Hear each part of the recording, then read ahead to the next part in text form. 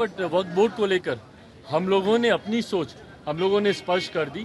जब ये कैबिनेट में भी जब ये मामला आया था उस वक्त भी हम लोगों ने स्पष्ट तौर से इसको कहा था कि ये एक कमेटी में ये जाना चाहिए, भले वो कोई स्टैंडिंग कमेटी हो या अब तो इन्होंने ज्वाइंट पार्लियामेंट्री कमेटी का गठन कर दिया गया है।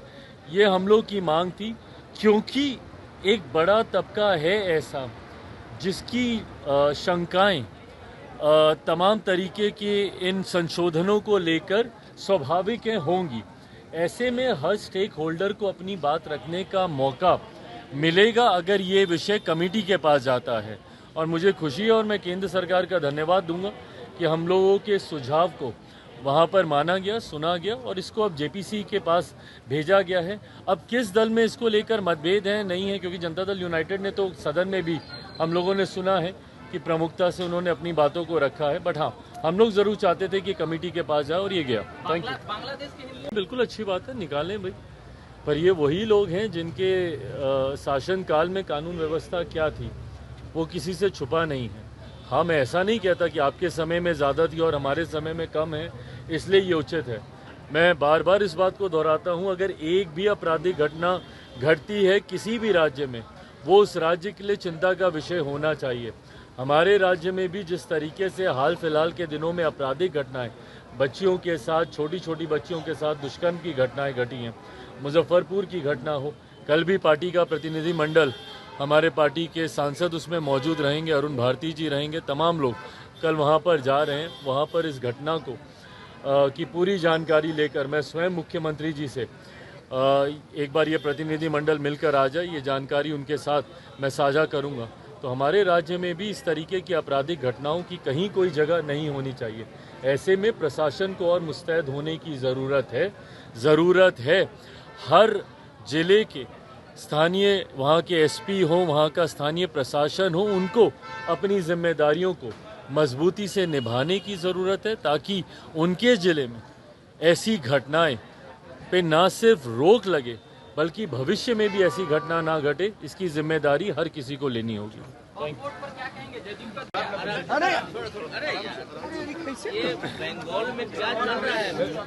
अरे भाई, बंगाल में क्या हो रहा है? ये भले सब होने लगा। देखिए, जिस तरीके से मैंने हमेशा इस बात को कहा है कि अगर कोई भी ऐसी घटना घटती है, भले वो किसी भी राज्य में हो, किसी भी सरकार के तहत, इस तरीके की घृणित घटनाओं को कतई किसी भी सभ्य समाज में स्वीकार्यता नहीं दी जा सकती और जो भी दोषी हो उसके ऊपर कड़ी से कड़ी कार्रवाई होनी चाहिए।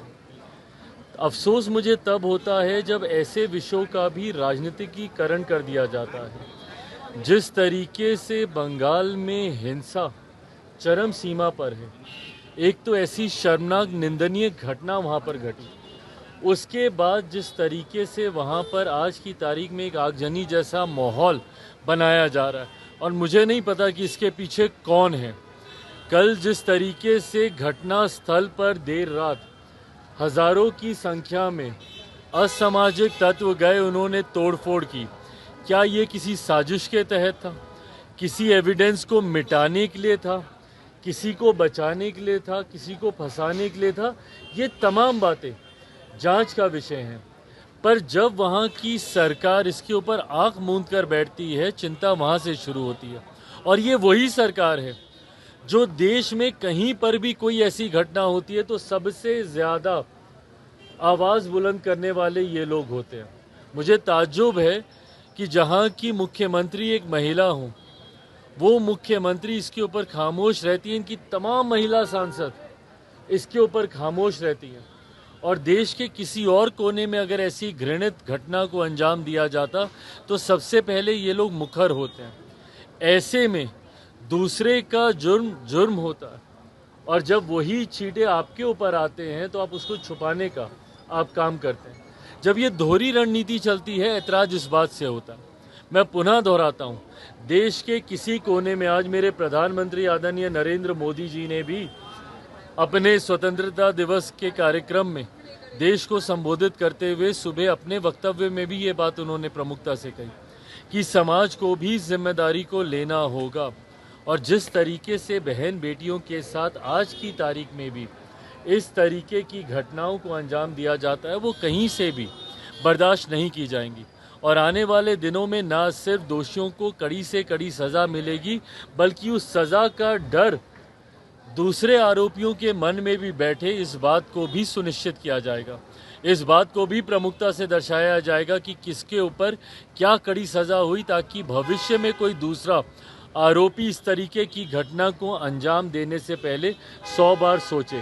पर हाँ, जो ये घटना बंगाल में घटी है, ये निंदनीय है, शर्मनाक है, और जितने भी डॉक्टर्स हैं उनकी बातों को सुना जाना चाहिए। और जिस प्रोटेक्शन एक्ट की ये लोग बात कर रहे हैं, अपने संरक्षण की बात कर रहे हैं, उसको भी ज़रूर हम लोग को ध्यान देने की ज़रूरत है।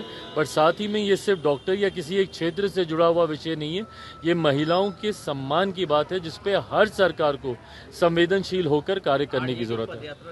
पनोरमा ग्रुप, जो सोचता है वो करता है।